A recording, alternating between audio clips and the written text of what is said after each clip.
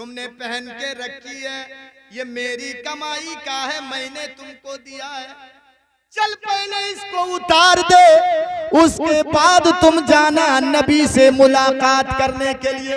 ये हंसने लगे, कहने लगे, हाय रे बेवकूफ चचा, इस्लाम के सामने इसकी क्या कीमत है, कुरान के सामने इसकी क्या कीमत है, हदीस के सामने इसकी क्या कद्र कीमत है। फेंक दिया चचा के चेहरे पर, ले इसकी वजह से मैं नहीं जाऊंगा, जा रहा हूं। रुक रुक रुक रुक, कहाँ जा रहा है?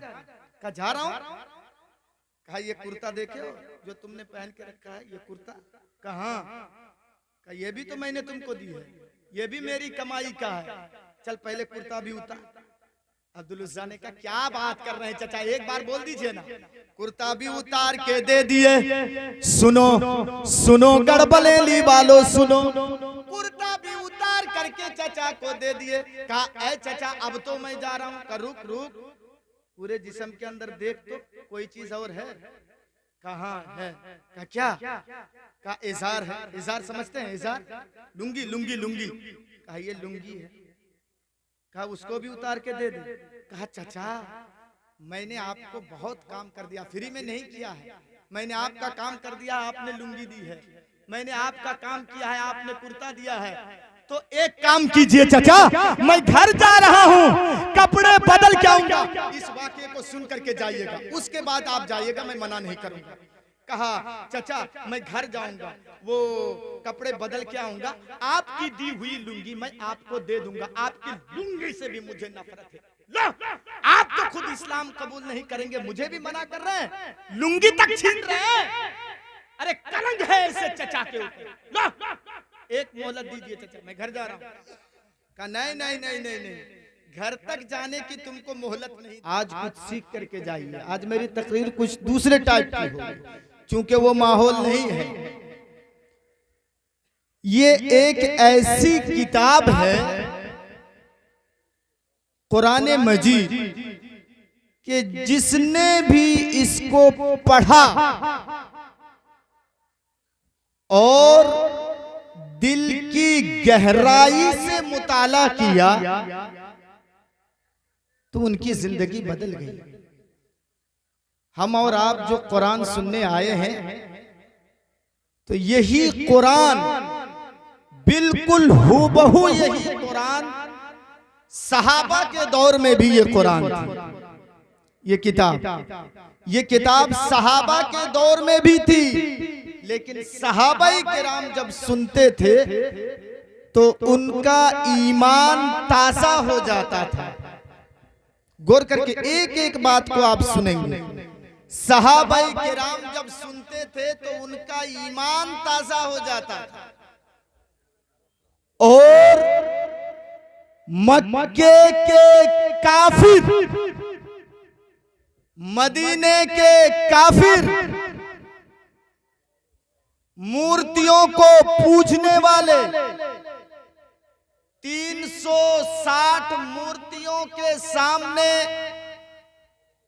झुकने वाले, जब इन्होंने कुरान को सुना तो ये भी बदल गए, दिल की दुनिया इनकी बदल गई। मैं आ रहा हूं, थोड़ा सा आप लोगों का मैं मूड बना रहा हूं ताकि बाद में आने वाली बातें आप समझें। कमा हक कहू, लेकिन ऐ सीमांचल वालों जरा ये बताओ कि यही कुरान सहाबा के दौर में पढ़ी जाती थी तो सहाबाए किराम का ईमान ताजा हो जाता था। यही कुरान मक्के और मदीने के काफिर जब सुनते थे तो बदल जाते थे, लेकिन इस कुरान को हम और आप सुन रहे हैं तो रिजल्ट क्या निकल रहा है? दिन ब दिन हम गुमराही की तरफ जा रहे हैं, दिन ब दिन हम बिगड़ते जा रहे हैं। ये बात सही है कि नहीं? बात सही है कि नहीं? इसी कुरान को मक्के के काफिर सुनते थे तो बदल जाते थे, और इसी कुरान को हम और आप सुनते हैं तो बिगड़ते जा रहे हैं। कारण क्या है? वजह क्या है? सबब क्या है? मैं आपको यही दिखाऊंगा।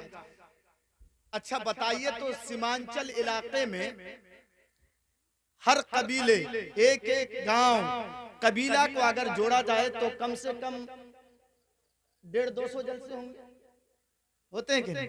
150-200 जलसे इस सीमांचल इलाके में, 150-200 जलसे, लेकिन नतीजा क्या निकलता? इसमें गलती किसकी है? हमारे अंदर चेंजिंग क्यों नहीं आ रही है? और आप व्हाट्सएप की दुनिया में जाएं, देखें, बाकायदा बड़े बड़े उलमा लिख रहे हैं कि ये एक फितना है, फितना। हमने जलसों को एक ड्रामा बना करके रख दिया है। इसमें गलती सबों की है। सबसे पहले हम जैसे मौलवी मुल्लाओं की गलती है, कमेटियों की गलती है, मुंतजमीन की गलती है, सबों की इसमें गलती है। क्यों?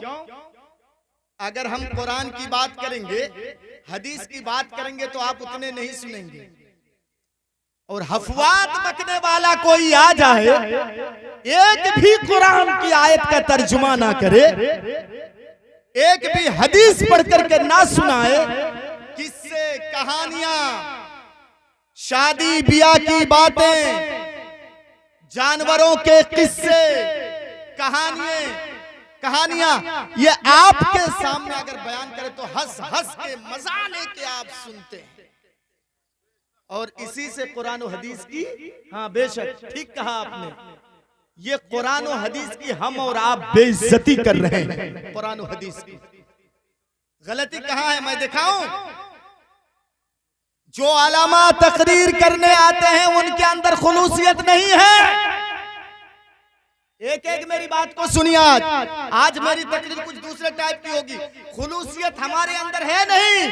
हम जो तकरीर करने आए हैं, और सुन लीजिए, कोई भी काम अगर आपके अंदर लिल्लाहियत नहीं है, खुलूसियत नहीं है, अल्लाह को राजी करने के लिए नहीं है, तो सीमांचल वालों सुन लो, वो रियाकारी में शुमार हो जाएगा। रियाकारी में, दिखावे के लिए। अच्छा, और दूसरी चीज, अगर वो नबी के तरीके पर वो काम नहीं है तो बिदात है। बात नहीं समझे मेरी? कोई भी दीन का काम हम कर रहे हैं, अगर लिल्लाहियत हमारे अंदर नहीं है, खुलूसियत अगर हमारे अंदर नहीं है, तो वो रियाकारी है। और अगर नबी के खिलाफ है, नबी ने जो तरीका बताया, नबी के तरीके के खिलाफ अगर है वो काम, तो वो फिर बिदअत है। जानते हैं, अगर कोई कह दे कि मौलाना आज आपकी तकरीर बड़ी अच्छी हुई, मैं तेज स्पीड में बोलूंगा थोड़ी देर बाद, आपका मूड बना रहा हूं, आज आपकी तकरीर बड़ी अच्छी हुई, और मौलाना अगर सरसों के दाने के बराबर भी अगर खुश हो गया, तो लिल्लाहियत उनके अंदर से खत्म। और आज हम जैसे मौलवी ये सोचते हैं कि कैसे, किस अंदाज की मैं तकरीर करूं कि करीब वाले, गांव वाले फिर हमसे डेट लें। ये बात हक है, हाँ, चाहे मैं हूं या और कोई हो। कमेटी वाले सोचते हैं कि हम ऐसे मौलाना को लाएंगे, उन लोगों की नीयत अगर आप देखें और पूछें उन लोगों से, तो वो कहेंगे मौलाना हम लोगों का मेन मकसद है चंदा। मैं किसी को नहीं छोड़ूंगा, मेन मकसद है चंदा। और पिंडाल वाला ये जो पिंडाल लगाया है, इनसे पूछो, ये सोच रहा होगा कि और मैं सजाऊं कैसे इसको, कि ये जो करीब वाले गांव में जब जलसा होगा तो ये लोग आएंगे और कहेंगे कि चलो हमारे यहाँ भी पिंडाल लगा दो। तो तीनों की नियत में गड़बड़ी, तीनों की नियत। चलिए, सही मुस्लिम की एक हदीस मैं आपके सामने रख रहा हूँ, कैसे नियत के अंदर गड़बड़ी है। हदीस नंबर है 1905, 1950। हदीस नंबर उठा करके देख लीजिएगा, सही मुस्लिम। कल कयामत के दिन अल्लाह रब्बुल आलमीन शहीद को बुलाएगा। शहीद जानते हैं ना? एक एक बात समझिए, शहीद जानते हैं?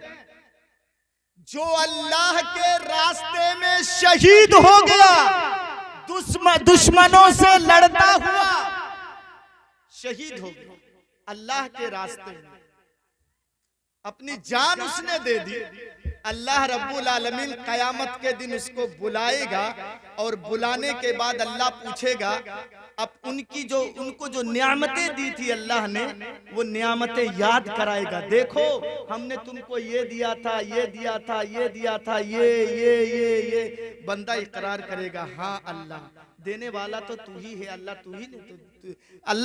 तू ही ने दिया है ये सारी चीजें। तब अल्लाह कहेगा तुमने क्या किया?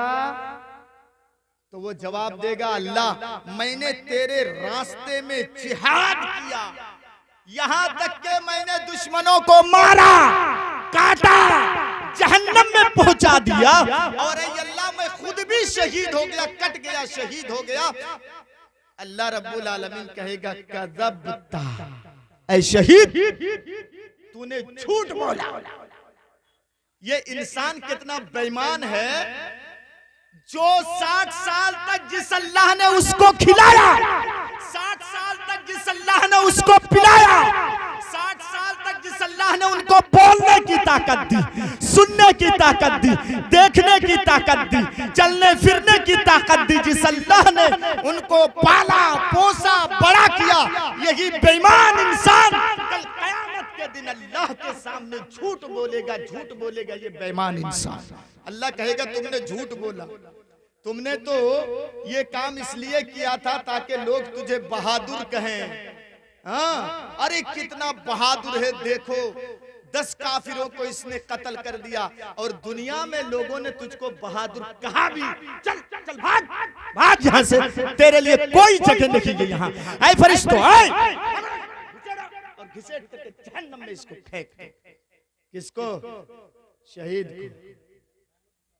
मालदार को बुलाएगा, इधर आओ, मैंने तुमको बहुत माल दिया था। हदीस नंबर मैंने कह दिया है, नेट में देख लीजिएगा, जो भी जबान आप पढ़ना जानते हो, बंगला में देखिए, उर्दू में देखिए, अरबी में देखिए, अंग्रेजी में देखिए, देख लीजिएगा। हदीस नंबर मैंने बता दिया। मालदार को बुलाएगा, चल यहाँ, कितने बीघा जमीन थी तुम्हारे पास? 30 बीघा। अच्छा, 4 व्हीलर भी? हाँ। 2 व्हीलर भी तेरे घर में? हाँ। सब कुछ। अल्लाह उनकी नियामतों को याद दिलाएगा, देख मैंने तुमको क्या क्या दिया था, और वो इकरार भी करेगा, हाँ अल्लाह तूने ही तो दिया था। अल्लाह पूछेगा तुमने क्या किया? वो जवाब देगा और कहेगा, अल्लाह रब्बुल आलमीन ये मदरसे में जलसा हो रहा था, मैंने वहां 10,000 दिया था। अच्छा, बगल में जलालगढ़ में जलसा हो रहा था, बगल में जलालगढ़ में जलसा हो रहा था, वहां मैंने 20,000 दिया था, और बगल में जलसा हो रहा था, वहां मैंने 50,000 दिया था। ये बेईमान ये भी झूठ बोलेगा अल्लाह के सामने। हाँ, इंसान बहुत बेईमान है भाई, बहुत बेईमान। अल्लाह के सामने, जिसने उसको पैदा किया उसके सामने ये इंसान झूठ बोलेगा। अल्लाह कहेगा कज़ब्ता, चल हट, तू भी झूठ बोलता है, भाग, तेरे लिए यहाँ कोई जगह नहीं। अल्लाह मैं झूठ नहीं बोलता, मेरे सामने मुंह चलाएगा, तूने तो चंदा इसलिए दिया था कि तुमको VIP दावतनामा मिले, हाँ, और तुमको देसी मुर्गी का गोश्त खिलाए जलसे वाले, और कहे बारे वो बहुत बड़ा मालदार है, मदरसे में 50,000 आकर के दिया।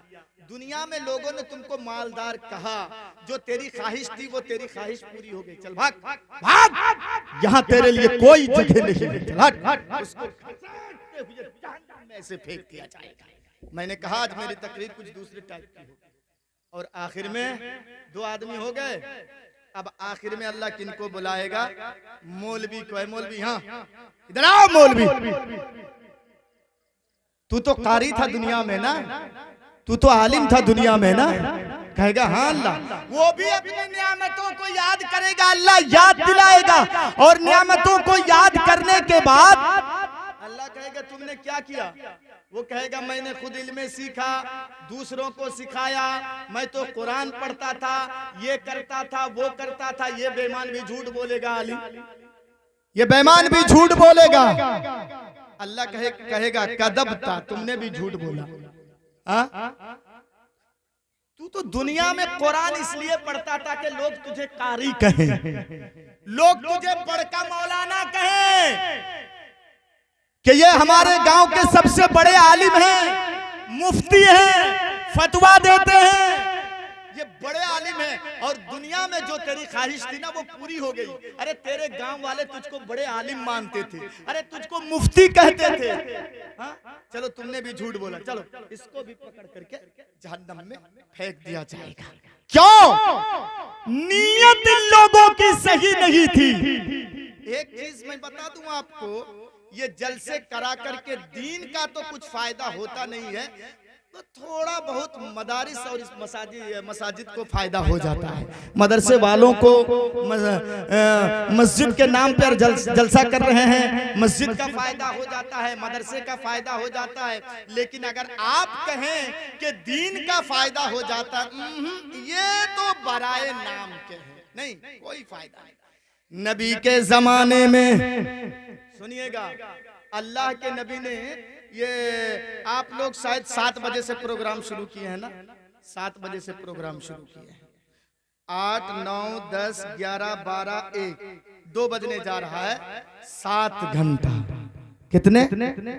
7 घंटे तक यहाँ बैठ करके तकरीरें सुन रहे हैं और एक एक आलिम, एक एक मौलवी 1.5 घंटे 2 घंटे तकरीर कर रहे हैं आकर के। नबी के जमाने में नबी की पूरी जिंदगी आप उठा करके देखें, नबी ने कभी 1.5-2 घंटे की तकरीर नहीं की है। तकरीरों से इस्लाम नहीं फैला है। हाँ गौर करके सुनिएगा, नबी की सबसे लंबी तकरीर और सबसे लंबा भाषण जो अल्लाह के रसूल ने हज्जतुल विदा के मौके पर दिया था। ऐ मेरे भाइयों, आज हम जैसे मौलवी मुल्ला अगर उसको पेश करे तो 10 से 15 मिनट की तकरीर होगी। तकरीरों से इस्लाम नहीं फैला। हाँ ये बात गौर करके सुन लीजिएगा और सुनिए, दावत का तरीका क्या है, दावत का उस्लूब क्या है, लोगों को कैसे बुलाएं, लोगों को कैसे दावत दें, अल्लाह की तरफ कैसे दावत दें लोगों को, ये आज सीखिए। सुनिए, मैं एक एक चीज लेकर के मैं आपको जा रहा हूं। जब अल्लाह ने मेरे नबी को हुक्म दिया, क्या हुक्म दिया? जब मुसलमानों की तादाद कम थी मक्के में, काफिरों की तादाद, काफिरों की संख्या जब मक्के में ज्यादा थी, तो अल्लाह के रसूल चुपके से जा करके लोगों को इस्लाम की दावत देते थे, चुपके से जाकर। लेकिन अल्लाह ने हुक्म दिया, ऐ मेरे हबीब, ऐ जनाबी मुहम्मदुर रसूलुल्लाह सल्लल्लाहु ताला अलैहि वसल्लम, आप अब चुपके से इस्लाम की दावत मत दीजिए। अब अलल ऐलान, ओपनली अलल ऐलान आप लोगों को इस्लाम की दावत दीजिए। हुक्म किसने दिया? आपको बोलना पड़ेगा। आज मैं कुछ बोलूंगा तो आप लोगों को बोलना पड़ेगा। किसने हुक्म दिया? अल्लाह ने। हाँ ऐसे तेज बोलिएगा। अल्लाह ने हुक्म दिया कि आप अलल ऐलान दावत दीजिए। अच्छा एक चीज बताइए, ये जो माइक जिसमें मैं बोल रहा हूं मुंह लगा करके, ये नबी के जमाने में था कि नहीं? तो कोई हाजी है यहाँ बैठे हुए? हाथ उठाइए। तो कोई हाजी है? नहीं है, सब चले गए हैं। बस मुझे बहुत खुशी है जो गिने चुने बैठे हुए हैं। इंशाअल्लाह आपका सरसों के दाने के बराबर भी फायदा करूंगा तो करूंगा। अल्लाह इंशाअल्लाह फायदा देगा। मैं कुछ नहीं हूं, मैं सुनाऊंगा इंशाअल्लाह। अल्लाह अगर चाहे तो किसी के दिल में बात बैठ जाएगी। उठक बैठक बंद कीजिए। और मैं खालिस कुरान और हदीस की बातें कर रहा हूं, इसलिए कि मंतरों को मैं इसलिए नहीं पेश कर रहा हूं। आज उलमा इतराज कर रहे हैं। और सुनिए, बात सही है, बात सही है। हमारी आवाम बिगड़ती जा रही है, उनको इनसे क्या फायदा? हम आवाम को समझाएंगे कुरान क्या चीज है, हम आवाम को समझाएंगे हदीस क्या चीज है, हम आवाम को समझाएंगे दीन क्या चीज है, हम आवाम को समझाएंगे कि ज़कात कैसे देनी चाहिए, हम आवाम को समझाएंगे नमाज कैसे पढ़ेंगे, हम आवाम को समझाएंगे दीन की दावत कैसे देंगे। ये देखिए मेरे भाइयों, तो सुनिए, कोई हाजी नहीं है, मैं बता देता हूं। मक्के के करीब वहां पर एक पहाड़ है जिसका नाम है कोहे सफा। पहाड़ का नाम क्या मैंने बताया? कोहे सफा। अल्लाह के रसूल उस पहाड़ के ऊपर चढ़ गए। गौर करके सुनिएगा, चढ़ गए उस पहाड़ के ऊपर, क्योंकि माइक नहीं। और उसके बाद अल्लाह के रसूल नाम ले करके सबों को बुलाए। कैसे? जलालगढ़ वालों तुम भी सुनो, इधर आओ। पूर्णिया वालों तुम भी सुनो, ऐ कटिहार वालों तुम भी सुनो, गढ़बरेली वालों तुम भी आ जाओ, तुम भी सुनो।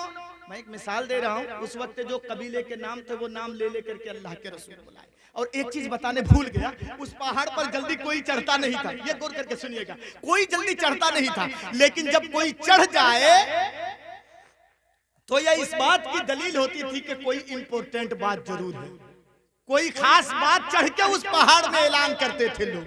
हाँ, तो अल्लाह के रसूल ने सबों को बुलाया, सब एक जगह जमा हो गए। ये देखिए दावत का तरीका, अरे दावत का तरीका। आज हमारे उलमा क्या करते हैं, गांव के जो नेता टाइप के लोग हैं, ओहदे पर फाइज हैं, वो लोग देखते हैं कि सामने बच्चे मोबाइल में ऐसे गेम खेल रहे हैं और इधर से हाजी साहब जा रहे हैं नमाज पढ़ने के लिए मस्जिद में, जाके कहते चल हट हट हट, अजान हो गई है, तुम नमाज पढ़ते उठते तो नहीं हो, गेम खेलते हो मोबाइल में, चल चल नमाज पढ़ने चल। नहीं नहीं नहीं नहीं, ये तरीका नहीं चलेगा, नहीं ऐसे नहीं।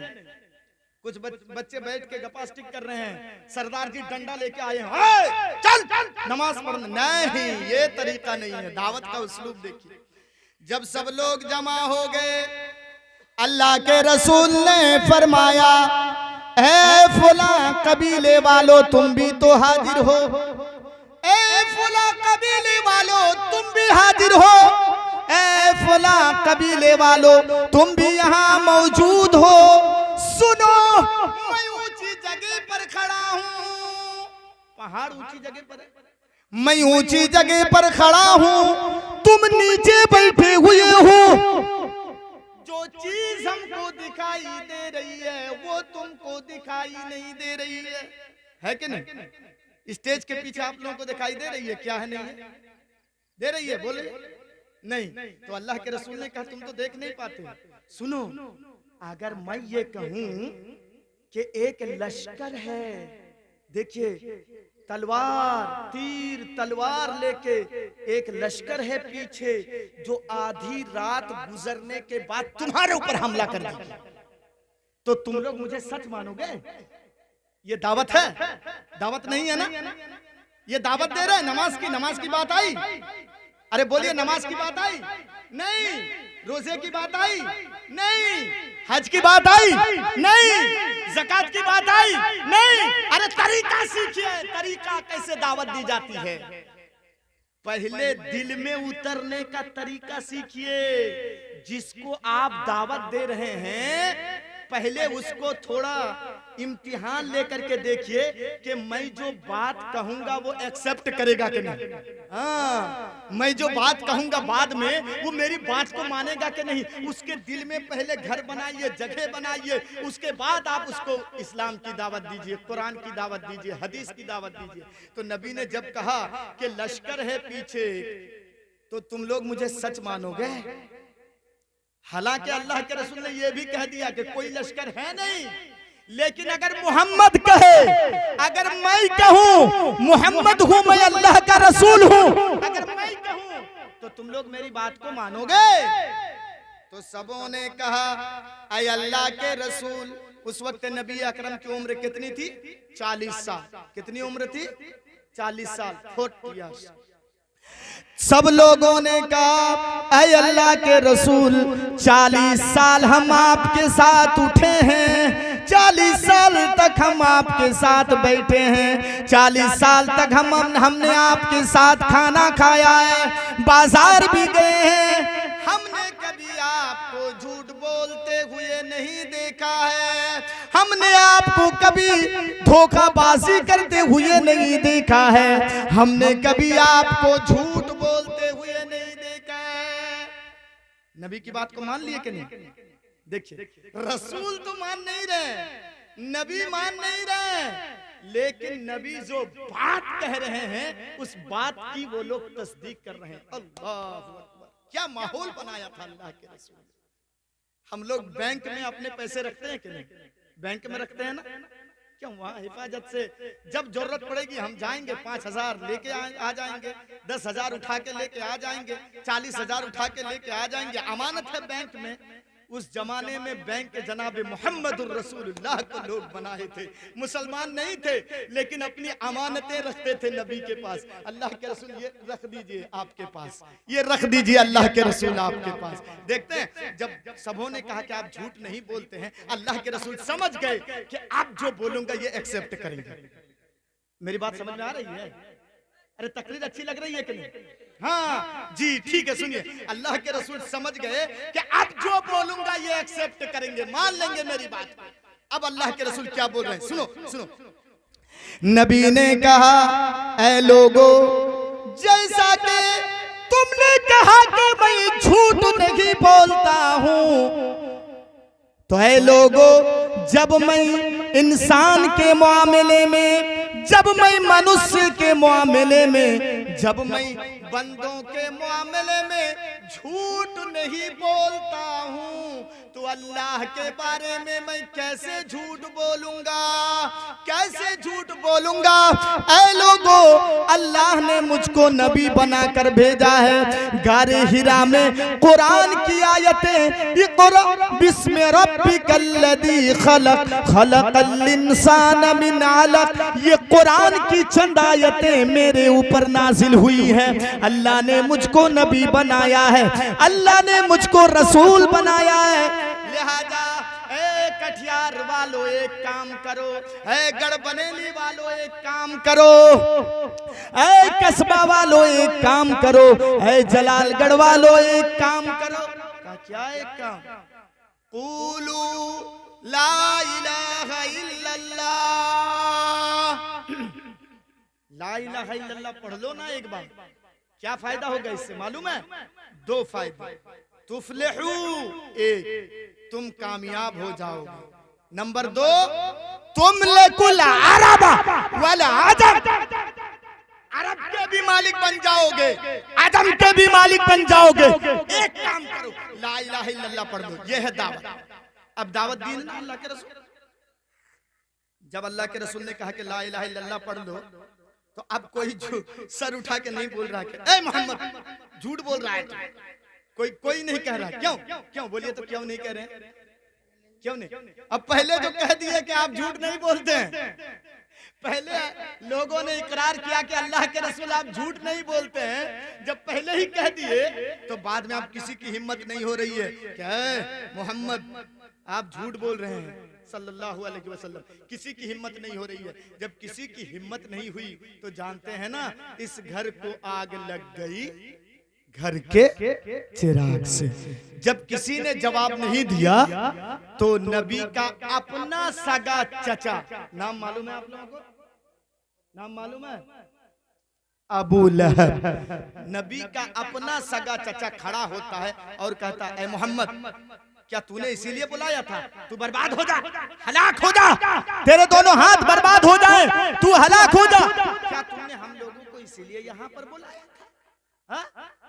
अल्लाह के रसूल ने कुछ जवाब नहीं, कुछ भी जवाब नहीं दिया। अल्लाह के रसूल खामोशी से पहाड़ से नीचे उतरे और अल्लाह के रसूल चल दिए। इससे क्या नुक्ता मिलता है? एक पॉइंट मालूम है, हर सवाल का जवाब नहीं दिया जाता है। अगर अल्लाह के रसूल उस वक्त जवाब देते तो जो प्लान बना करके अल्लाह के रसूल आए थे वो पूरा का पूरा बिगड़ जाता। अल्लाह के रसूल जवाब नहीं दिए। सुनिए नमाजियों, जब तुम किसी को नमाज की दावत दोगे और वो कहेगा ए मौलवी चल भाग, खाली नमाज रोजा नमाज नहीं जाएंगे हम अपने बाप का खा रहे हैं। आप वहां जवाब मत दीजिए, आप जवाब मत दीजिए। देखिए अल्लाह के रसूल जवाब नहीं दिए, आप उसको फिर समझाइए, बोलने दीजिए, वो बोलेगा लेकिन आप उसको नरमी से समझाइए। ये नबी का तरीका देखिए, दावत का उसूल देखिए। सुनिए, जब अल्लाह के रसूल जवाब नहीं दिए ना तो अल्लाह रब्बुल आलमीन ने खुद जवाब दे दिया। और कुरान मजीद के अंदर, इसके अंदर एक सूरत ही अल्लाह ने नाजिल कर दी, तब्बत यदा अबी लहब। पूरी सूरत ही अल्लाह ने नाजिल कर दी। ऐ अबू लहब, मेरे नबी को गाली दे रहा है, मेरे नबी को बुरा भला कह रहा है, मेरे नबी की हलाकत की बात कर रहा है, तू खुद हलाक हो जाएगा, तू बर्बाद हो जाएगा, मेरा नबी हलाक हो बर्बाद नहीं होगा। मेरे भाइयों, तो जो आप जवाब नहीं देंगे तो अल्लाह रब्बुल आलमीन उसका जवाब देगा। ये देखिए तरीका, दावत व तबलीग का तरीका। अब आइए मैं इस किताब को लेकर के चलता हूँ। मैंने आयत तिलावत की है, इन्ना अंज़लनाहु फी लैलतिल क़द्र। आप कुरान जब खोलेंगे कुरान पढ़ने के लिए, तो सबसे पहले कौन सी सूरत है जिस पर आपकी नजर पड़ेगी? आप लोग बोलिए तो, स्टेज से नहीं। और जो जानते हैं, मैं समझता हूँ सामने कुछ तलबा बैठे हुए हैं, यही जवाब दे रहे हैं। आप लोग बोलिए तो, कुरान खोलेंगे तो सबसे पहले कौन सी सूरत आपके नजर में पड़ेगी? कौन सूरत? बोलिए। हाँ, जवाब नहीं दे पाए। सूरे फातिहा। सूरे फातिहा समझते हैं? नहीं समझते हैं। चलिए, अल्हम्दुलिल्लाहि रब्बिल आलमीन अर्रहमानिर रहीम मालिक यौमिद्दीन। इसको जानते हैं ना? हाँ, इमाम हर नमाज में पढ़ता है, ज़हरी नमाज में। सुने हैं कि नहीं? ये सूरत सबसे पहले आपको नजर पड़ेगी जब आप कुरान खोलेंगे। उसके बाद 2.5 पारे की एक लंबी सूरत है, 2.5 पारे की, सूरे बकरा। सूरे बकरा में देखिए अल्लाह कैसे शुरू कर रहा है। अलिफ लाम मीम दालिकल किताबु ला रैबा फीहि हुदल लिल मुत्तकीन।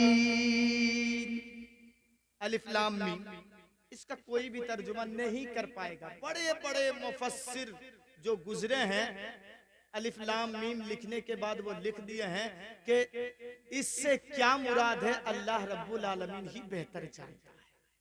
अब आइए, ज़ालिकल किताबु ला रैबा फीहि, इस किताब के अंदर किसी किस्म की शक व शुबा की गुंजाइश नहीं है। ये कौन कह रहा है? अल्लाह कह रहा है।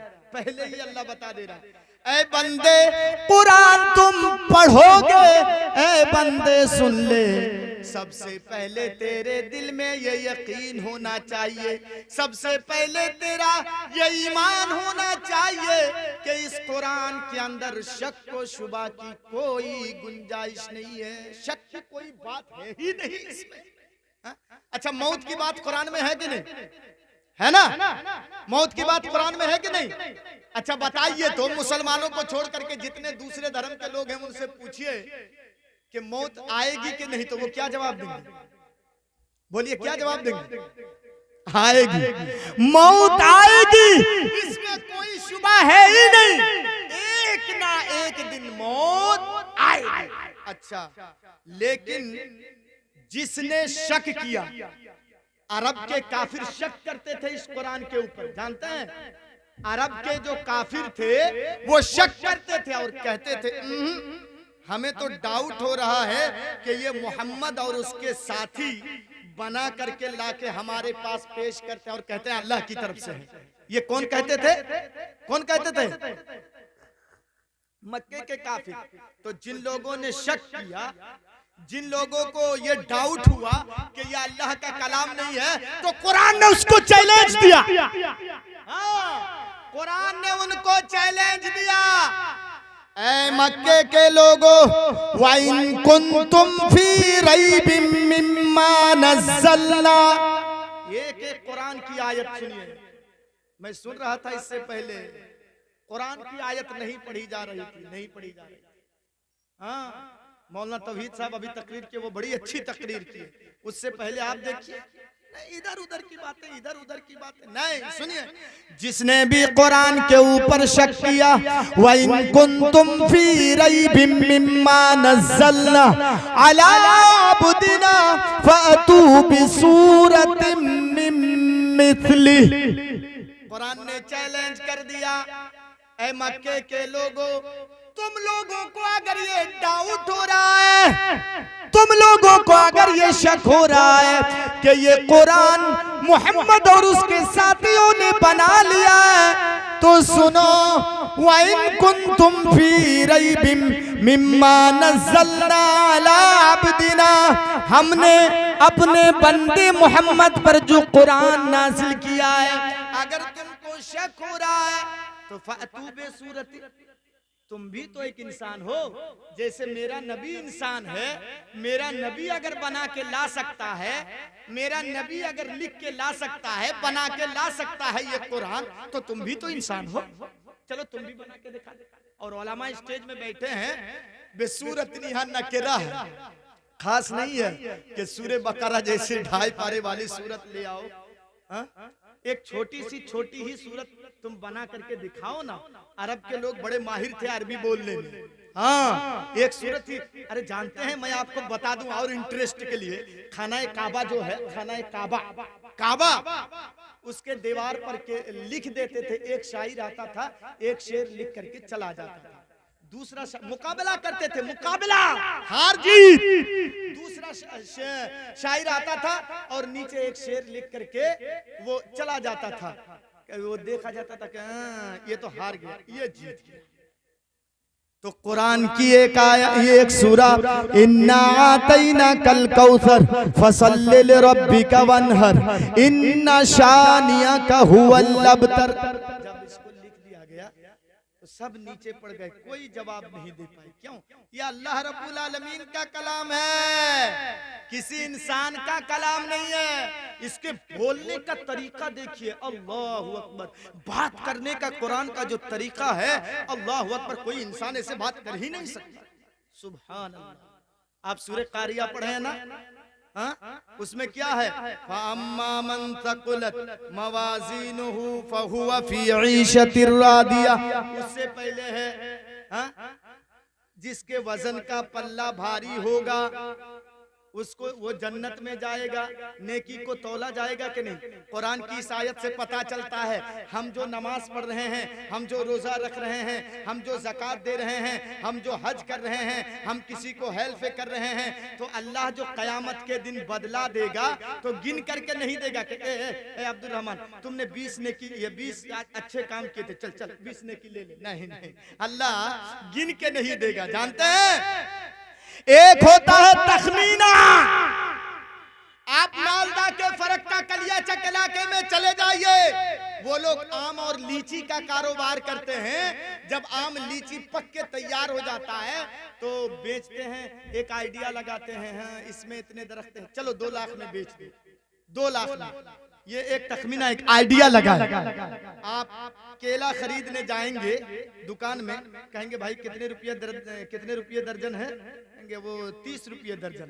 तो कहा ठीक है, 1 दर्जन दे दो। आप 30 रुपये दुकानदार को दे देंगे, वो दुकानदार गिनेगा 1 2 3 4 5 6 7 8 9 10 11 12, लो 1 दर्जन गिन के दिया कि नहीं? अब आप सोनार के पास जाएंगे और कहेंगे कि हमको 1 भरी सोना चाहिए, 1 तोला सोना चाहिए, तो वो गिन के देगा? अब बोलिए, वो गिन के देगा? तौल के देगा। यानी इंसान, तू जो नमाज पढ़ रहा है, तू जो रोजा रख रहा है, तूने जो हज किया है, तुमने जो नेकी का काम किया है, तेरे अमाल सोने चांदी जैसे हैं। कल कयामत के दिन मैं तुमको गिन करके नहीं, तौल करके दूंगा। और एक चीज बता दूं, मीजान के माने होता है तराजू, और यहाँ जमा का सेगा इस्तेमाल हुआ है। एक तराजू नहीं, कई तराजू होंगे, बहुत सारे तराजू होंगे क़यामत के दिन। एक तराजू इधर रहेगा, अल्लाह कहेगा हराम खाने वाले इधर आओ, इस तराजू में तौला जाएगा। अच्छा, जिना करने वाले किधर है? उधर खड़े हैं, बुलाओ जिना करने वाले इधर आओ, इस तराजू में तौला जाएगा। अच्छा, दूसरों के ऊपर जुल्म करने वाले किधर हैं? इधर खड़े हैं, बुलाओ उसको इधर, इस तराजू में तोला जाएगा। तो एक तराजू नहीं, कई तराजू। देख रहे हैं कुरान के बोलने का अंदाज, अल्लाहु अकबर, ये किसी इंसान का कलाम नहीं है मेरे भाइयों। सुनिए, एक वाकया मैं आपके सामने रख रहा हूं, एक वाकया। हम कैसे बदलते नहीं है, नबी के जमाने में कैसे बदल जाते थे। एक वाकया सुनिए।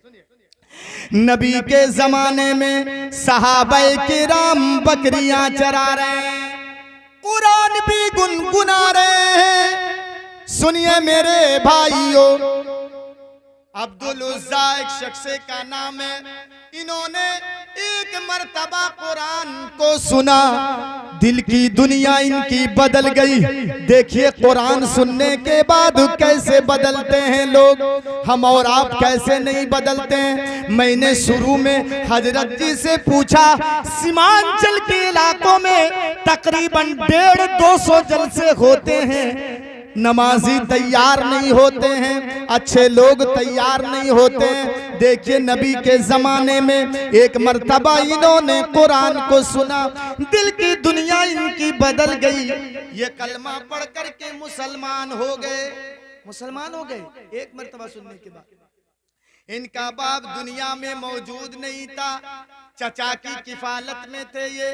ये वाकया मैं इससे पहले सुना चुका हूँ, यूट्यूब में आप सुन चुके होंगे, लेकिन चूंकि बातों बातों में बात आ गई तो मैं आपको ये दिखा दे रहा हूँ। सुनिए मेरे भाइयों, चचा के पास आए, आकर के कहने लगे, चचा मैंने इस्लाम कबूल कर लिया है।